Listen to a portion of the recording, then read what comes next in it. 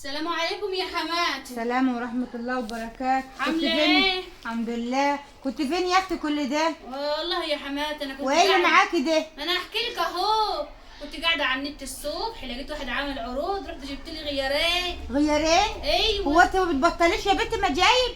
داخله تجيبي وطالعه تجيبي، في ايه يا بنتي؟ بس اتفرجي بس يا حماتي، والله هيعجبوكي. فلوس ايه يا حماتي تتكلمي فيها دلوقتي؟ فلوس؟ امال هو ايه اللي مفيش وبتشتكي بالفقر؟ لا في يا حماتي، شوفي يا حماتي دلوقتي بقى فيه. ايوه في.